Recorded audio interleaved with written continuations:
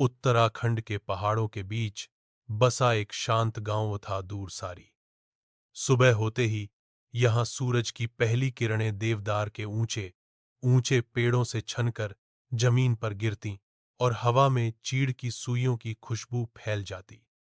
इसी गांव में रहती थी अरुणिमा, 17 साल की, आंखों में सपनों का समंदर लिए एक चंचल लड़की। अरुणिमा का घर गांव के बिल्कुल आखिरी छोर पर था, जहां से पूरे पहाड़ का नजारा दिखाई देता था। उसकी मां गुजर चुकी थी और पिता गिरधारी लाल, एक स्कूल मास्टर, उसे प्यार तो बहुत करते थे, पर अपने दुहक को छिपाकर जीते रहते थे। अरुणिमा का सबसे अच्छा दोस्त था विहार, जो पहाड़ की तरह शांत और पक्के इरादों वाला लड़का था। दोनों रोज शाम को स्कूल के बाद पहाड़ी के सबसे ऊपरी चबूतरे पर बैठकर सपनों की बातें करते थे। कभी बड़े शहर जाने की, कभी पहाड़ों में अपना स्कूल बनाने की, कभी बादलों को पकड़ने की। एक अनजानी शुरुआत। एक दिन स्कूल से लौटते समय अरुणिमा ने देखा कि डाकिया उनके घर के बाहर खड़ा है। बिटिया, ये तुम्हारे नाम एक खत आया है, डाकिये ने मुस्कुराते हुए कहा। अरुणिमा हैरान, क्योंकि उसे कभी खत नहीं आते थे। खत पर किसी का नाम नहीं था, सिर्फ लिखा था अरुणिमा को। बस उसे। खत में बस एक लाइन थी, कभी कभी किसी की मुस्कान के पीछे एक कहानी छिपी होती है, जिसे सुनने वाला कोई नहीं होता। अरुणिमा को यह अजीब तो लगा, लेकिन उसके भीतर हल्की सी उत्सुकता भी जाग उठी। किसने लिखा होगा? क्यों लिखा होगा? उसने यह बात किसी को नहीं बताई, यहां तक कि विहार को भी नहीं। दूसरा खत। अगले हफ्ते फिर एक खत आया। कई रिश्ते शब्दों के बिना भी बन जाते हैं, बस दिल पहचान लेता है। इस बार अरुणिमा का दिल और तेज धड़कने लगा।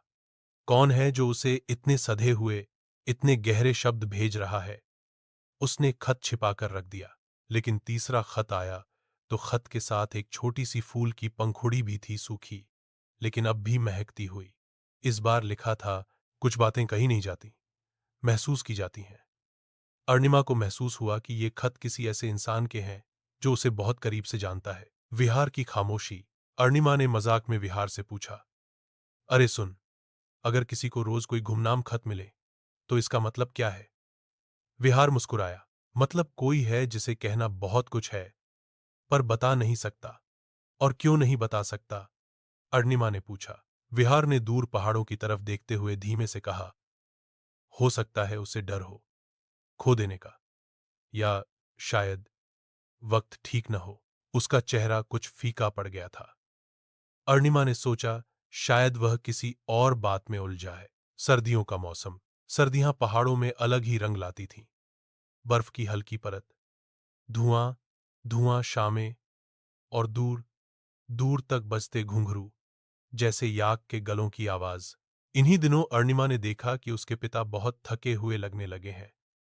रात में खांसी बढ़ती जा रही थी। स्कूल के काम, घर के काम, सबका बोझ अकेले उठाते उठाते वह टूट रहे थे। एक रात उसने पिता को बिस्तर पर बैठे खांसते हुए देखा। बाबू, आप ठीक हो? गिरधारी ने मुस्कुराकर कहा, मैं ठीक हूं बेटी, बस मौसम की खुराफात है।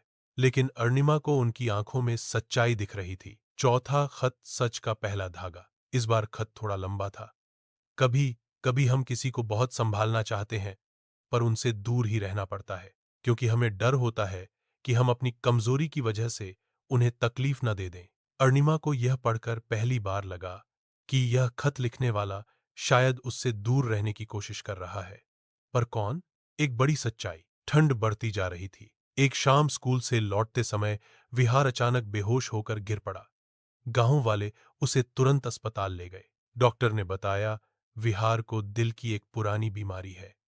वह पिछले 2 साल से इसका इलाज करा रहा था, लेकिन किसी को नहीं बताता था। अरुणिमा के पैरों तले जमीन खिसक गई। तूने बताया क्यों नहीं? उसने रोते हुए पूछा। विहार मुस्कुराया, क्योंकि अगर तू चिंता करने लगती तो मैं थोड़ी देर भी तुझे हंसा नहीं पाता। अरुणिमा की आंखों में आंसू भर गए। उस रात उसे अचानक समझ आया, जो शब्द, जो गहराई, जो खामोशी उन गुमनाम खरों में थी, वह सब विहार ही लिख रहा था। आखिरी खत। अगले दिन विहार ने अपने पिता से अरुणिमा को एक खत देने को कहा। इस खत में लिखा था, अरुणिमा, जब भी मैं तुझे हंसते देखता हूं तो मुझे लगता है कि पहाड़ों पर वसंत लौट आया है। मैं तुझे बताना चाहता था कि मेरे दिल की धड़कनें अक्सर मुझे धोखा देती हैं, इसलिए मैंने कभी तेरे सामने अपने भाव नहीं खोले, पर आज कह रहा हूं, अगर मैं कुछ दिनों या महीनों में चला भी जाऊं तो तेरे चेहरे की मुस्कान वैसी ही रहनी चाहिए, क्योंकि यही मुस्कान मेरे हर दिन की रोशनी थी। अरुणिमा खत पढ़ते ही भागकर अस्पताल पहुंची। विहार कमजोर था, लेकिन मुस्कुरा रहा था। तू रोएगी नहीं ना? उसने धीरे से पूछा। अरुणिमा ने उसका हाथ पकड़कर कहा, जब तू मेरे लिए जीने की कोशिश कर रहा है तो मैं तेरे लिए मुस्कुराना सीख लूंगी। एक कठिन मोड़। कुछ महीनों तक विहार का इलाज चला। वह धीरे धीरे ठीक होने लगा। गांव वालों ने चंदा देकर उसकी सर्जरी करवाई। सर्जरी के दिन अरुणिमा मंदिर में बैठकर देर तक प्रार्थना करती रही। कई घंटे बाद डॉक्टर बाहर आए और बोले, ऑपरेशन सफल रहा। अरुणिमा की आंखों में खुशी के आंसू उतर आए। नया सवेरा। कुछ महीने बाद विहार पूरी तरह स्वस्थ हो गया। गांव में उसके स्वागत के लिए छोटा सा उत्सव हुआ। अरुणिमा और विहार फिर उसी पहाड़ी पर बैठे थे, लेकिन इस बार अरुणिमा ने उसके सामने एक छोटा सा डिब्बा रखा। अंदर सारे खत थे सहेज कर, धागे से बांधे हुए। ये तेरे लिए, उसने कहा। विहार ने पूछा, क्यों? अरुणिमा ने मुस्कुराकर कहा, क्योंकि अब मैं चाहती हूं कि तू ये खत जिंदगी भर लिखता रहे, लेकिन गुमनाम नहीं, मेरे नाम से। विहार की आंखें भर आईं। उसने अरुणिमा का हाथ पकड़ा। पहाड़ों पर हवा में फिर एक नई महक फैल गई, उम्मीद की, प्यार की और एक नई शुरुआत की।